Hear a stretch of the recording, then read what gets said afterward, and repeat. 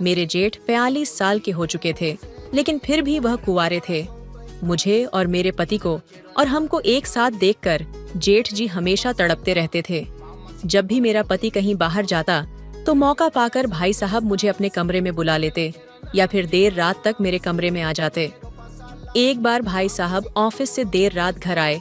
आते ही वह अपने कमरे में जाकर कंबल ओढ़कर सो गए। तब उनकी सेवा करने के लिए मैं उनके कमरे में गई। उस समय उन्होंने मुझे अपने पास बुलाया था। जब भाई साहब ने अपने शरीर पर से कंबल हटाया तो सामने का दृश्य देखकर मैं हैरान रह गई, क्योंकि मेरे कमरे में जाने से पहले ही भैया पूरी तैयारी करके लेटे थे। उनके शरीर पर से कंबल हटते ही मेरी नजर वहीं खड़े भाई साहब पर ठहर गई, मानो जैसे मैं किसी अलग दुनिया में खो गई। दोस्तों, आपसे हाथ छोड़कर विनती है कि मेरे चैनल को सब्सक्राइब कीजिए। तो चलिए जल्दी से कहानी सुनाते हैं। मेरा नाम सुमन है। मेरी शादी को अभी 8 महीना ही हुआ था। उस पूरे 8 महीने में जो भी चीज मैं अपने पति से मांगती थी, वह मुझे लाने से पहले कहता था कि भाई साहब से पूछ कर लाता हूँ, भाई साहब से पैसे लेता हूँ। हर चीज में मेरा पति बड़े भाई साहब की अनुमति लेता था। सुरेश और महेश दोनों भाई थे। सुरेश छोटा था, जबकि महेश बड़े भाई साहब थे। उन्होंने शादी ही नहीं की थी। अपने पति विकास से मैंने भाई साहब की शादी ना करने का कारण पूछा। तब वो बोले, अब तक मुझे भी इसका कारण समझ में नहीं आया है। भाई साहब को शादी करने की इच्छा नहीं थी, इसलिए माँ ने मेरी शादी करा दी। भाई साहब अब 45 साल के हो चुके थे। धीरे धीरे मुझे समझ में आने लगा था कि मेरे ससुराल की पूरी संपत्ति भाई साहब की ही है। उन्होंने खुद अपनी कंपनी स्थापित की थी। मेरा पति अपने भाई की कंपनी में काम करता था। सीधे शब्दों में तो वह भाई की कंपनी संभालता था। हमारा रहने वाला बंगला भी भैया ने ही बनवाया था। घर में दोनों भाई मिलकर रहते थे। सासू माँ तो मुझसे कहती थीं, अब तुम घर में आई हो तो तुम्हें ये जिम्मेदारी संभालनी होगी कि घर का माहौल हमेशा खुशहाल और सौहार्दपूर्ण बना रहे। सासू माँ की बातों से मुझे यह आभास होने लगा कि भैया ने अपने जीवन को पूरी तरह से परिवार के लिए समर्पित कर दिया था। उन्होंने अपने सपनों और इच्छाओं को कहीं पीछे छोड़ दिया था, सिर्फ इसलिए कि छोटे भाई और पूरे परिवार का भविष्य सुरक्षित रहे। भाई साहब की आंखों में अक्सर एक अजीब सी चमक और दर्द का मेल देखा करती थी। वह हमेशा हंसते मुस्कुराते रहते थे, मगर उनकी मुस्कान के पीछे एक न बुझने वाला सूनापन छिपा होता था। एक दिन जब मैं चाय लेकर उनके कमरे में गई तो देखा कि वे एक पुरानी तस्वीर को हाथ में लिए बैठे थे। तस्वीर में वे एक लड़की के साथ मुस्कुरा रहे थे। उस लड़की की आंखों में सपने और चेहरे पर एक अद्वितीय चमक थी। मैंने साहस जुटाकर पूछा, भाई साहब, ये कौन है? कुछ क्षण के लिए कमरे में खामोशी छा गई। उन्होंने गहरी सांस ली और कहा, यह अनामिका है, मेरे अतीत की सबसे खूबसूरत कहानी। उनकी आवाज में दर्द और प्यार का एक अनोखा मिश्रण था। मुझे समझ में आने लगा कि भाई साहब ने अपना दिल कभी किसी को सौंपा था, पर किसी कारणवश वह प्रेम कहानी अधूरी रह गई। क्या आप मुझे उसकी कहानी सुनाएंगे? मैंने धीरे से पूछा। वे मेरी ओर देखकर हल्की मुस्कान के साथ बोले, क्यों नहीं, शायद अब समय आ गया है कि कोई तो मेरी इस कहानी का हिस्सा बने। फिर उन्होंने एक लंबी सांस ली और अपनी आंखों में अतीत की यादें संजोते हुए कहानियों के पन्ने पलटने लगे। भाई साहब ने अतीत के पन्नों को पलटते हुए अपनी आंखों में एक चमक और दर्द के साथ कहा, अनामिका मेरे कॉलेज के दिनों की साथी थी। वो मेरे जीवन की पहली और आखिरी मोहब्बत थी। उसकी हंसी से ऐसा लगता था जैसे किसी झरने की आवाज गूंज रही हो। उसकी बातें, उसकी मासूमियत और उसका हर पल को खुलकर जीना मुझे मोहब्बत में बांधता चला गया। मैंने देखा उनकी आंखें धीरे धीरे नम होने लगी थीं। उन्होंने बात जारी रखी, हम दोनों ने सपने देखे थे, एक साथ घर बसाने के, अपने परिवार के संग एक खुशहाल जीवन बिताने के, लेकिन नियति को शायद कुछ और ही मंजूर था। अनामिका के पिता की अचानक मृत्यु हो गई और उनका परिवार कर्ज में डूब गया। उसे मजबूरन अपने परिवार के लिए एक अमीर व्यापारी से शादी करनी पड़ी। वो मुझसे मिलने आई थी आखिरी बार। उसकी आंखों में सिर्फ एक ही सवाल था, क्या मैं अपने परिवार के लिए अपनी मोहब्बत कुर्बान कर दूं? मैंने उसका जवाब नहीं दिया, बस उसकी आंखों में ताकता रहा। वो समझ गई और उसने अपनी जिम्मेदारी चुनी। भाई साहब की आवाज भर्रा गई। वे चुप हो गए और फिर बोले, उस दिन के बाद मैं अपनी मोहब्बत को भुला नहीं पाया। मैंने खुद को काम में डुबो दिया, अपना सब कुछ अपने परिवार और तुम्हारे पति की सफलता के लिए झोंक दिया। शायद इसी वजह से मैंने कभी शादी नहीं की, क्योंकि मेरा दिल तो उसी दिन अनामिका के साथ चला गया था। कमरे में एक गहरी खामोशी छा गई थी। मेरे दिल में भाई साहब के लिए सम्मान और भी बढ़ गया। उनकी त्याग और मोहब्बत की कहानी ने मेरे हृदय को छू लिया। मुझे समझ में आ गया कि उनके हर हंसी के पीछे एक दर्द छिपा था, एक अधूरी कहानी जिसने उन्हें कभी खुद के लिए जीने नहीं दिया। मैंने उनके कंधे पर हाथ रखा और कहा, भाई साहब, आपकी कहानी अधूरी नहीं है। ये प्रेम का वो अध्याय है जिसने आपके व्यक्तित्व को इतना महान बना दिया। आप आज भी उसी प्यार के साथ जी रहे हैं और यही आपकी सच्ची ताकत है। उन्होंने मेरी ओर देखा और हल्की मुस्कान के साथ बोले, शायद तुम ठीक कह रही हो, लेकिन अनामिका की यादें मेरे जीवन का वो हिस्सा हैं जिन्हें मैं कभी नहीं छोड़ सकता। वो मेरे दिल का एक अटूट हिस्सा है। उस रात पहली बार मैंने महसूस किया कि भाई साहब के चेहरे पर शांति और सुकून की झलक थी। शायद उन्होंने आज अपनी कहानी साझा कर दिल का बोझ हल्का कर लिया था। उस रात के बाद भाई साहब और मेरी बातचीत का एक नया सिलसिला शुरू हो गया। वे अपने अतीत की बातें मुझसे साझा करते और मैं उनके अनुभवों को सुनते हुए उन्हें समझने की कोशिश करती। उनके शब्दों में एक गहराई थी, एक ऐसा दर्द और प्यार जो कभी पूरी तरह से खत्म नहीं हुआ। एक शाम जब सर्दियों की ठंडी हवा हमारे बंगले के खुले आंगन में बह रही थी, मैं और भाई साहब चाय पीते हुए चुपचाप बैठे थे। उनकी नजरें कहीं दूर आसमान की ओर देख रही थीं। ऐसा लगता था जैसे वे अनामिका की यादों में खोए हुए थे। मैंने उनकी खामोशी तोड़ने की कोशिश करते हुए कहा, भाई साहब, क्या आपको कभी लगता है कि प्यार दोबारा हो सकता है? वे मुस्कुराए। एक हल्की सी चमक उनकी आंखों में आई। प्यार तो हर इंसान के जीवन में एक ही बार पूरी शिद्दत से होता है, लेकिन हाँ, शायद रिश्तों का रूप बदल सकता है, भावनाएं नए तरीके से उजागर हो सकती हैं। उनकी आवाज में एक गर्मजोशी और संवेदनशीलता थी जो सीधे दिल को छू गई। मेरे मन में अनायास ही एक सवाल उभर आया, क्या आपने कभी सोचा कि अनामिका ने भी आपको भुलाया होगा? भाई साहब ने थोड़ी देर चुप रहकर जवाब दिया, शायद उसने कोशिश की होगी, पर कुछ प्रेम ऐसे होते हैं जो दिलों में बिना शब्दों के ही बसे रहते हैं, और मुझे लगता है कि हम दोनों ने उन अनकहे शब्दों को अपने अपने तरीकों से जिया है। हमारी बातें अब अधिक गहरी हो चली थीं। उनके शब्दों में जो दर्द और प्रेम की मिली जुली भावना थी, वह मेरे मन को भिगो रही थी। मैंने महसूस किया कि उनके प्रति मेरा सम्मान अब एक अनकहे भाव से जुड़ गया था, जो मेरे और उनके बीच एक अदृश्य डोर की तरह था। अचानक भाई साहब ने मेरी ओर देखा। उनकी आंखों में एक नर्म मुस्कान थी। तुम बहुत संवेदनशील हो, ये घर तुम्हारे कारण आज और भी जीवंत है। मैंने हौले से कहा, आपकी बातें सुनकर मैंने भी सीखा है कि प्यार में सिर्फ पाने की चाह नहीं होती, कभी कभी उसका एहसास ही सब कुछ होता है।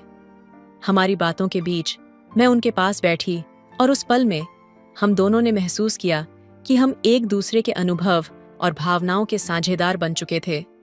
ये रिश्ता मर्यादा में रहते हुए भी एक अनकही नजदीकी और विश्वास की डोर से बंध चुका था। भाई साहब ने धीरे से कहा, जीवन में कुछ कहानियां उस रात के बाद भाई साहब और मेरी बातचीत का एक नया सिलसिला शुरू हो गया। वे अपने अतीत की बातें मुझसे साझा करते और मैं उनके अनुभवों को सुनते हुए उन्हें समझने की कोशिश करती।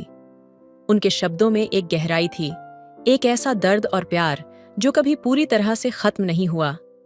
एक शाम जब सर्दियों की ठंडी हवा हमारे बंगले के खुले आंगन में बह रही थी, मैं और भाई साहब चाय पीते हुए चुपचाप बैठे थे।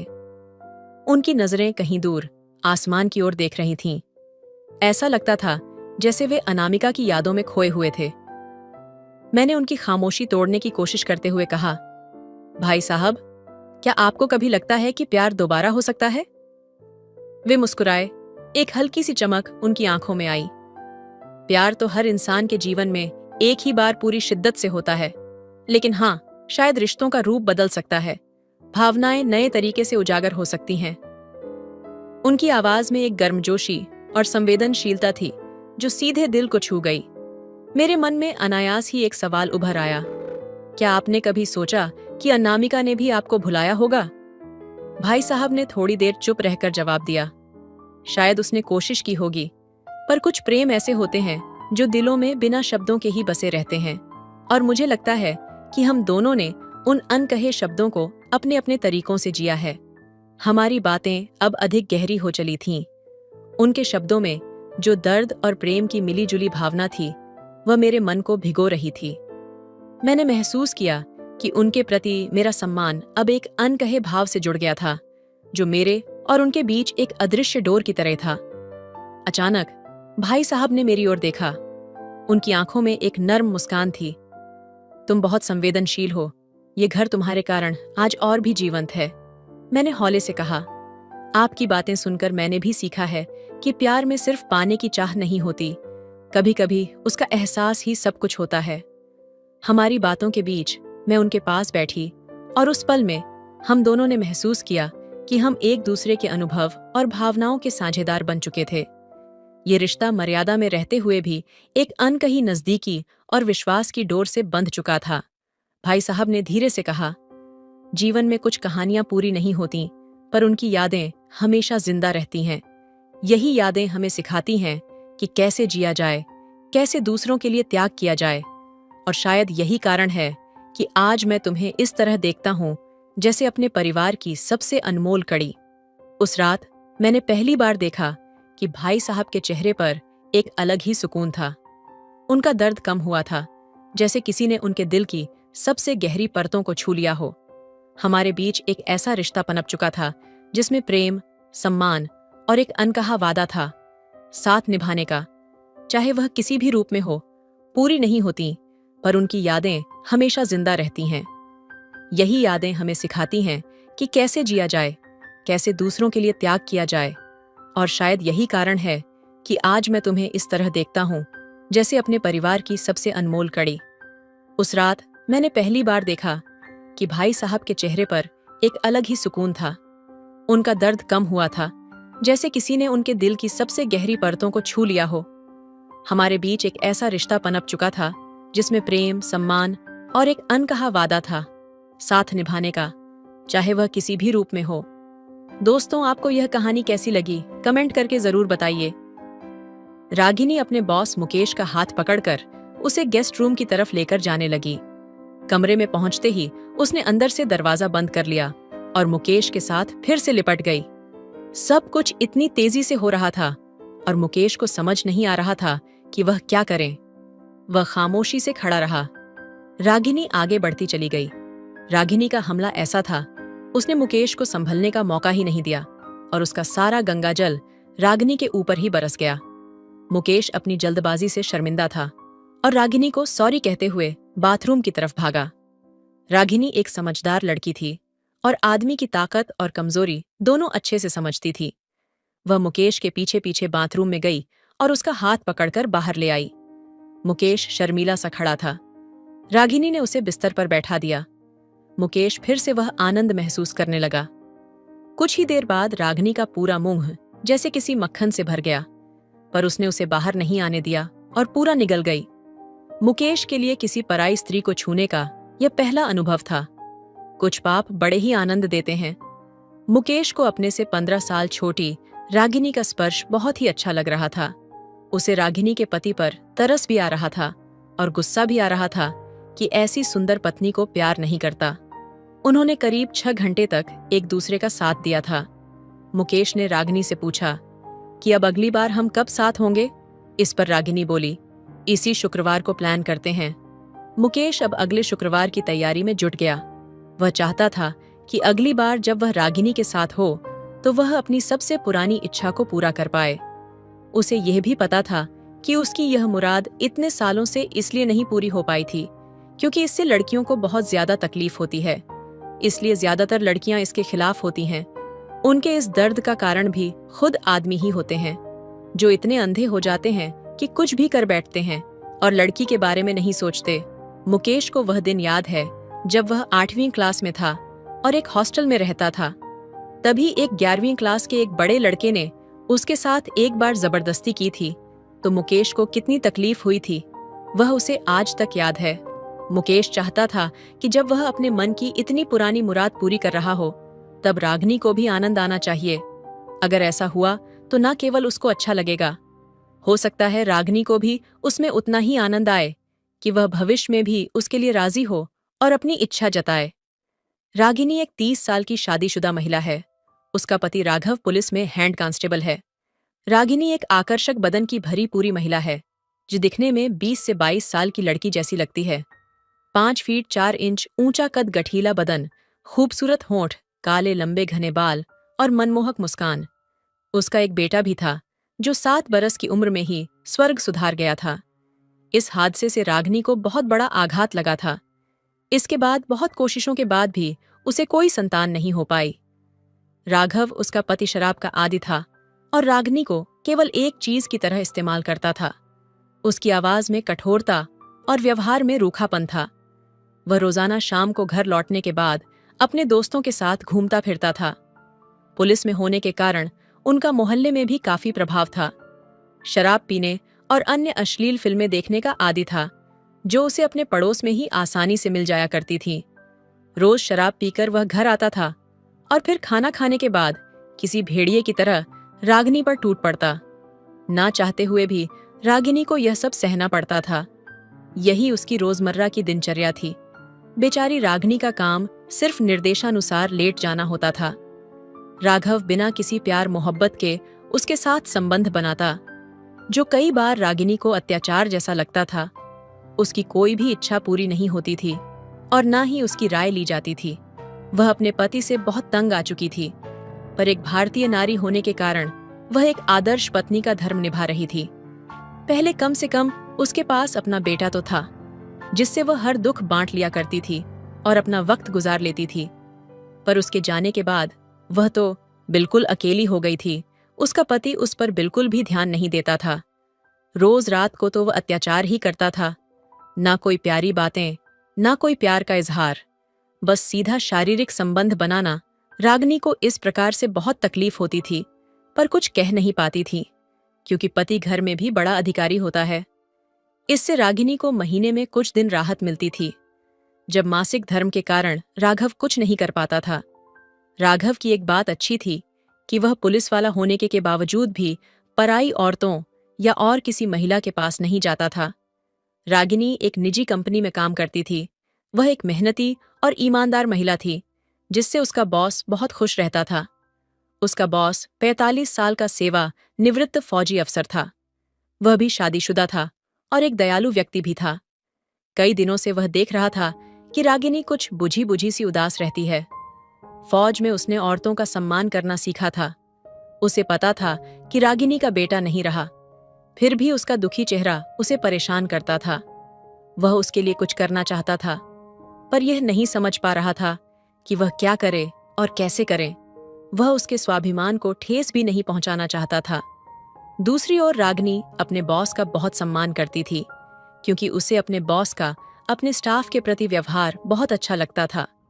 बॉस होने के बावजूद भी वह सबसे इज्जत के साथ बात करता था और अपने कर्मचारियों की छोटी बड़ी जरूरतों का भी ध्यान रखता था। सिर्फ रागिनी ही नहीं, ऑफिस का सारा स्टाफ भी बॉस को बहुत चाहता था।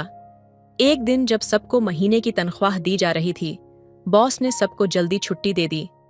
सब पैसे लेकर घर चले गए। बस रागिनी हिसाब के कागजात पूरे करने के लिए रह गई थी। जब यह काम खत्म हो गया तो वह बॉस के कैब में उनके हस्ताक्षर लेने गई। बॉस, जिसका नाम मुकेश है, उसका इंतजार कर रहा था।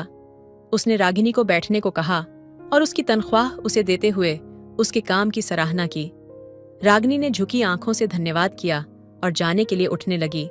मुकेश ने उसे बैठने के लिए कहा और उठकर उसके पीछे आकर खड़ा हो गया। उसने स्नेहपूर्वक पूछा कि वह इतनी गुमसुम क्यों रहती है? क्या ऑफिस में कोई उसे तंग करता है या और कोई समस्या है? रागिनी ने सर हिलाकर मना किया, पर कुछ नहीं बोली। मुकेश को लगा कि जरूर कोई ऑफिस की ही बात है और रागिनी उसे बताने में संकोच कर रही है या फिर डर रही है। उसने स्नेह से उसके सर पर हाथ फेरते हुए कहा कि उसे डरने की कोई जरूरत नहीं है और वह बिना डरे उसे सब कुछ बता सकती है। राग कुछ नहीं बोली और सर झुकाए बैठी रही। मुकेश उसके सामने आ गया और उसकी ठोड़ी पकड़कर ऊपर उठाई तो उसने देखा कि उसकी आंखों में आंसू थे। मुकेश ने उसके गालों से आंसू पहुंचे और उसे बड़े प्यार से अपने सीने से लगा लिया। उस समय रागिनी कुर्सी पर बैठी हुई थी और मुकेश उसके सामने खड़ा था, इसलिए रागिनी का सर मुकेश के पेट से लगा हुआ था और मुकेश के हाथ उसकी पीठ और सर को सहला रहे थे। रागिनी अब एक बच्चे की तरह रोने लग गई थी और मुकेश उसे रोने दे रहा था ताकि उसका मन हल्का हो जाए। थोड़ी देर बाद वह शांत हो गई और अपने आप को मुकेश से अलग कर लिया। मुकेश उसके सामने कुर्सी लेकर बैठ गया और पास के जग से एक गिलास पानी रागिनी को दिया। पानी पीने के बाद रागिनी उठकर जाने लगी तो मुकेश ने उसे बैठे रहने को कहा और बोला कि अपनी कहानी उसे सुनाए। क्या बात है, वह क्यों रोई, उसे क्या तकलीफ है? रागिनी ने थोड़ी देर इधर उधर देखा और फिर एक लंबी सांस लेकर अपनी कहानी शुरू की। उसने बताया कि किस तरह उसकी शादी उसकी मर्जी के खिलाफ एक गांव के कठोर शराबी व्यक्ति के साथ करा दी गई थी, जो उम्र में उससे 15 साल बड़ा था। उसके घर वालों ने सोचा था कि पुलिस वाले के साथ उसका जीवन आराम से बीतेगा और वह सुरक्षित भी रहेगी। उन्होंने यह नहीं सोचा कि अगर वह अच्छा इंसान नहीं निकला तो उसका क्या होगा। रागिनी ने थोड़ी हिचकिचाहट के बाद अपने जीवन की कड़वाहट भी बता डाली। उसने मुकेश को बताया कि उसका पति उसके शरीर को केवल अपने सुख के लिए इस्तेमाल करता है और उसकी भावनाओं के बारे में नहीं सोचता। वह किसी भी प्रकार के स्नेह या प्रेम के बिना ही उसके साथ संबंध बनाता है, जिससे उसका वैवाहिक जीवन नर्क बन गया है। जब उसने अपने 7 साल के बेटे के मरने के बारे में बताया तो वह फिर से रोने लगी। उसने बताया कि कैसे उसके घर वाले उसके बेटे के मरने के लिए उसे ही जिम्मेदार ठहराने लगे हैं, कैसे उसका पति एक और बच्चे के लिए उस पर दबाव डालता है और अपने दोस्तों के सामने उसकी खिल्ली उड़ाता है। मुकेश आराम से उसकी बातें सुन रहा था और बीच बीच में उसका सर या फिर पीठ सहला रहा था। 1-2 बार उसने उससे पानी भी पिलाया, जिससे रागिनी का रोना थोड़ा कम हो गया और उसकी हिम्मत बढ़ी। धीरे धीरे उसने सारी बातें बता दी जो एक महिला आमतौर पर किसी अजनबी पुरुष के सामने नहीं बताती। रागिनी को अब एक आजादी सी महसूस हो रही थी और उसका बरसों से भरा हुआ मन हल्का हो गया था। अपनी सारी कहानी सुनाते हुए रागिनी अचानक खड़ी हो गई और मुकेश के सीने से लिपट गई और फिर से रोने लगी, मानो उसे यह सब बताने की गलती महसूस हो रही हो। मुकेश ने उसे सीने से लगाए रखा और पीठ सहला हुए उसको तसल्ली देने लगा। रागिनी को एक प्यार से बात करने वाले मर्द का स्पर्श अच्छा लग रहा था और वह मुकेश को जोर से पकड़कर लिपट गई। मुकेश को भी अपने से 15 साल छोटी लड़की का स्पर्श अच्छा लग रहा था। वैसे तो उसके मन में कोई खोट नहीं थी और ना ही वह रागिनी की मजबूरी का फायदा उठा खाना चाहता था। फिर भी वह चाह रहा था कि रागिनी उससे बस ऐसे ही लिपटी रहे। थोड़ी देर बाद रागिनी ने थोड़ी डील दी और बिना किसी हिचकिचाहट के अपने होंठ मुकेश के होंठों पर रख दिए। शायद यह उसके धन्यवाद करने का तरीका था कि मुकेश ने उसके साथ इतनी सहानुभूति बढ़ती थी। मुकेश थोड़ा अचंभित था। वह सोच ही रहा था कि क्या करें। जब रागिनी ने ऐसा किया तो वह सफल भी हो गई।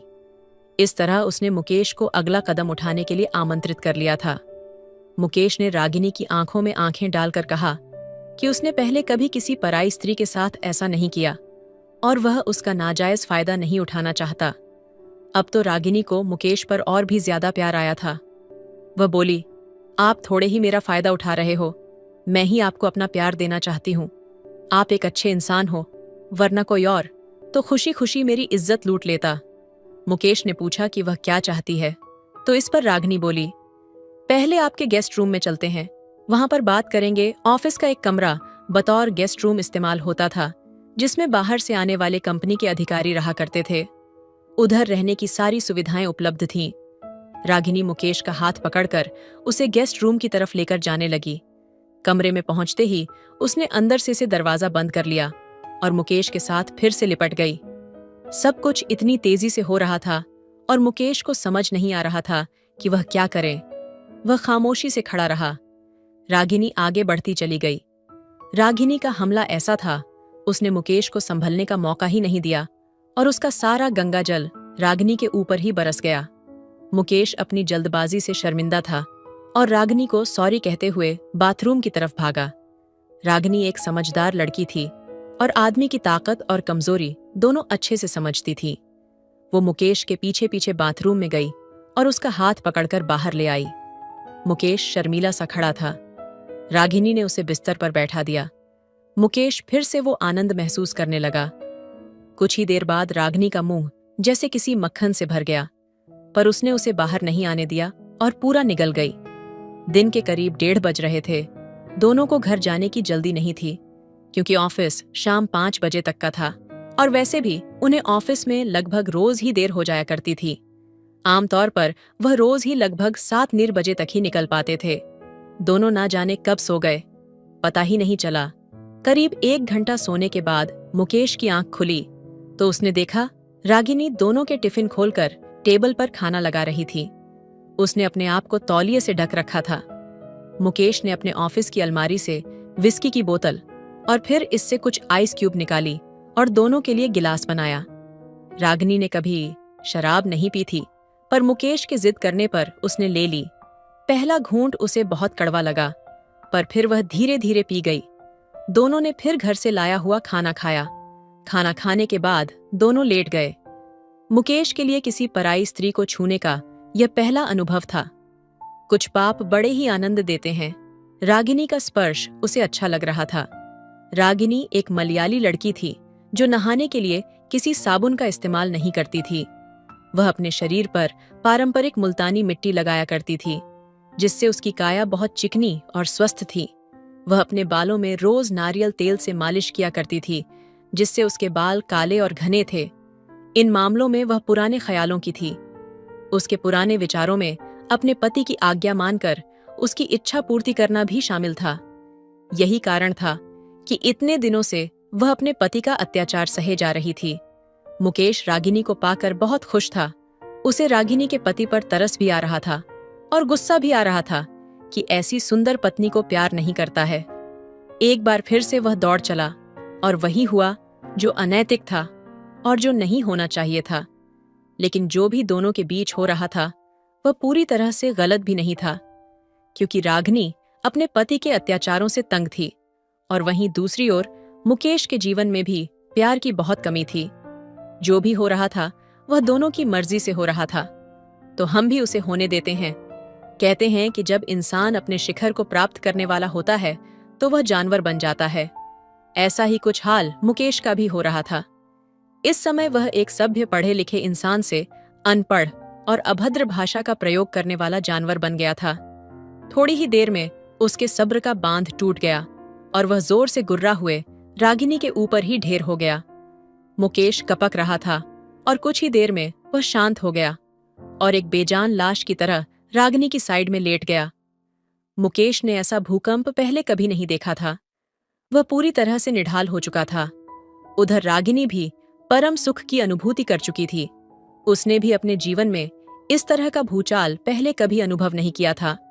दोनों एक दूसरे को प्यार भरी नजरों से देख रहे थे, मानो एक दूसरे को धन्यवाद कर रहे हों। मुकेश ने रागिनी से कहा, तुम्हें कोई दिक्कत तो नहीं हुई? मैंने तुमसे असभ्य और अभद्र भाषा का प्रयोग किया, मुझे माफ कर दो। रागिनी बोली, नहीं, ऐसी कोई बात नहीं है, मुझे कोई दिक्कत नहीं हुई। और रही बात ऐसी भाषा और अभद्र व्यवहार की, तो यह तो वो पल थे जिन पलों में भाषा जितनी अभद्र हो उतनी ही मन को सुख देने वाली होती है। फिर दोनों मुस्कुरा पड़े। घड़ी में शाम के 6 बजने लगे थे। उन्होंने करीब 6 घंटे तक एक दूसरे का साथ दिया था। मुकेश ने रागिनी से पूछा कि अब अगली बार हम कब साथ होंगे? इस पर रागिनी बोली, इसी शुक्रवार का प्लान करते हैं। मुकेश अब अगले शुक्रवार की तैयारी में जुट गया। वह चाहता था कि अगली बार जब वह रागिनी के साथ हो तो वह अपनी सबसे पुरानी इच्छा को पूरा कर पाए। वह बहुत सालों से कुछ ऐसा करने की कोशिश कर रहा था, पर किसी कारण से बात नहीं बन रही थी। उसे ऐसा लग रहा था कि शायद रागिनी उसे खुश करने के लिए इस बात पर राजी हो जाएगी। उसे यह भी पता था कि उसकी यह मुराद इतने सालों से इसलिए पूरी नहीं हो पाई थी क्योंकि इससे लड़कियों को बहुत ज्यादा तकलीफ होती है, इसलिए ज्यादातर लड़कियां इसके खिलाफ होती हैं। उनके इस दर्द का कारण भी खुद आदमी ही होते हैं, जो इतने अंधे हो जाते हैं कि कुछ भी कर बैठते हैं और लड़की के बारे में नहीं सोचते। मुकेश को वह दिन याद है जब वह 8वीं कक्षा में था और एक हॉस्टल में रहता। तभी एक 11वीं क्लास के एक बड़े लड़के ने उसके साथ एक बार जबरदस्ती की थी, तो मुकेश को कितनी तकलीफ हुई थी वह उसे आज तक याद है। मुकेश चाहता था कि जब वह अपने मन की इतनी पुरानी मुराद पूरी कर रहा हो, तब रागिनी को भी आनंद आना चाहिए। अगर ऐसा हुआ तो न केवल उसको अच्छा लगेगा, हो सकता है रागिनी को भी इसमें उतना ही आनंद आए कि वह भविष्य में भी उसके लिए राजी हो और अपनी इच्छा जताए। मुकेश यही सोच रहा था कि इस क्रिया को किस तरह रागिनी के लिए आनंददायक बनाया जाए। उधर रागिनी भी मुकेश के ख्यालों में गुम थी। उसे बार बार मुकेश के साथ बिताए हुए पल याद आ रहे थे। वह जल्दी से जल्दी फिर से उसका साथ पाना चाहती थी। मुकेश से मिले हुए उसे 10 दिन हो गए थे। उस सुनहरे दिन के बाद से वह फिर मिले नहीं थे। मुकेश को किसी काम से कानपुर जाना पड़ गया था, पर वह कल ऑफिस आने वाला था। रागिनी सोच नहीं पा रही थी कि अब ऑफिस में वह मुकेश से किस तरह बात करेगी, या फिर मुकेश उससे किस तरह पेश आएगा। कहीं ऐसा तो नहीं कि आम इंसान की तरह वह इसको इग्नोर करेगा। कई मर्द जब किसी लड़की की असमत पा लेते हैं तो उनमें उनका इंटरेस्ट नहीं रहता, और कुछ तो उसे नीचा भी समझने लगते हैं। रागिनी कुछ असमंजस में थी। लालसा, डर, आशंका, उत्सुकता और खुशी का एक अनोखा मिश्रण उसके मन में हिलोरे ले रहा था। रागिनी ने सुबह जल्दी उठकर खुद को अच्छी तरह से तैयार किया। उसने उपन लगाया और काफी देर तक अच्छे से स्नान किया। उसने उस दिन हल्के ग्रीन रंग की शिफॉन की साड़ी पहनी हुई थी। वह किसी अप्सरा से कम नहीं लग रही थी। बालों में चमेली का गजरा और आंखों में हल्का सा सुरमा, लाल रंग की चूड़ियां, गले में हार, कानों में बालियां और उंगली में अंगूठियां पहनकर वह ऐसी तैयार हुई थी मानो आज उसकी शादी की पहली रात हो और वह अपने पति के लिए सज स्वर कर दुल्हन बनी हो। सज धज कर जब उसने खुद को शीशे में देखा तो वह शर्मा गई। उसके पति ने जब उसे देखा तो उससे पूछ बैठा, कहाँ की तैयारी है? रागिनी ने बताया कि आज दफ्तर में ग्रुप फोटो सेशन है, इसलिए सबको तैयार होकर जाना है। रोज की तरह उसका पति उसे बाइक पर ऑफिस छोड़कर अपने काम पर चला गया। रागिनी ने अपने पति से कहा कि हो सकता है कि मुझे आने में थोड़ी देर हो जाए, क्योंकि ग्रुप फोटो के बाद खाने का भी कार्यक्रम है। ऑफिस 10 बजे शुरू होता है, पर रागिनी 9:30 बजे ही पहुंच जाती थी, क्योंकि उसे छोड़ने के बाद उसका पति भी थाने चला जाता था। रागिनी ने खास तौर से अपने बॉस मुकेश का कमरा ठीक किया और पिछले 10 दिनों की तमाम फाइलें और रिपोर्ट सलीके से सजाकर मुकेश की मेज पर रख दी। कुछ देर में ऑफिस के बाकी लोग भी आने शुरू हो गए। सबने रागिनी की ड्रेस की खूब तारीफ की और पूछने लगे कि आज कोई खास बात है क्या। रागिनी ने कहा कि अभी उसे कुछ भी नहीं मालूम, पर हो सकता है आज का दिन उसके लिए खास बन जाए। किसी को भी रागिनी की बात का मतलब समझ नहीं आया था। वह मन ही मन मुस्कुराई। ठीक 10 बजे मुकेश दफ्तर में दाखिल हुआ। सबने उसका स्वागत किया और मुकेश ने सबसे हाथ मिलाया।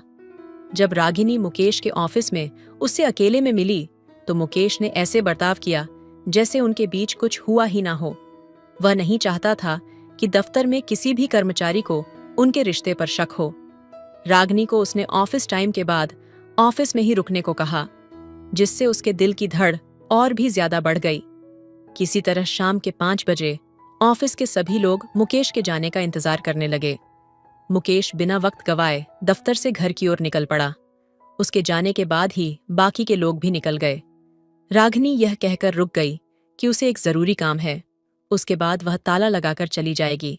उसने चौकीदार को भी छुट्टी दे दी। जब मैदान पूरा साफ हो गया तो रागिनी ने मुकेश को मोबाइल पर खबर दे दी कि ऑफिस के सभी कर्मचारी जा चुके हैं। प्लीज अब देर ना करो। करीब आधे घंटे के बाद मुकेश दोबारा ऑफिस आ गया और अंदर से दरवाजा बंद करके ऑफिस की सारी लाइट, पंखे और ऐसी बंद कर दिए। सिर्फ अंदर के गेस्ट रूम की एक लाइट और ऐसी चालू रखा और वह रागिनी का हाथ पकड़कर गेस्ट रूम में चला गया। आज मुकेश बहुत खुश था, क्योंकि उसके मन की मुराद पूरी होने वाली थी।